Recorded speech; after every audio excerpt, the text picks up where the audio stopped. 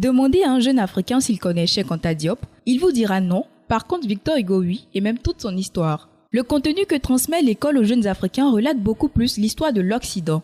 Dans le programme d'histoire au CE2 par exemple, on parle de repérage des périodes de l'histoire du monde occidental et de la France en particulier. Un peu plus loin, au CM2, le programme d'histoire s'articule autour de 3 thèmes. D'abord, le temps de la République, un thème qui traite du projet républicain en France à la fin du 19e siècle. Ensuite, l'âge industriel en France, un thème qui montre l'impact social de la révolution industrielle en Europe, mais également les changements que cela a occasionné dans les campagnes. Et enfin, le dernier thème, la France, des guerres mondiales à l'Union européenne. Sans oublier la classe de terminale, où les élèves passent des heures à suivre le cours de la bipolarisation, un cours purement axé sur la vie politique de 2 puissances rivales étrangères à l'Afrique. N'y aurait-il pas une histoire d'Afrique à raconter aux jeunes Africains ? L'historien archéologue spécialiste de l'Afrique, François-Xavier Fauvel, n'a de cesse de combattre les préjugés sur ce continent. Il s'exprime en ces termes, je cite, « Dire que l'Afrique n'a pas d'histoire est tout simplement faux d'un point de vue factuel. On peut parfaitement faire le récit de ses régimes politiques, de ses activités économiques et culturelles, ou encore de sa démographie et de ses mouvements de population. »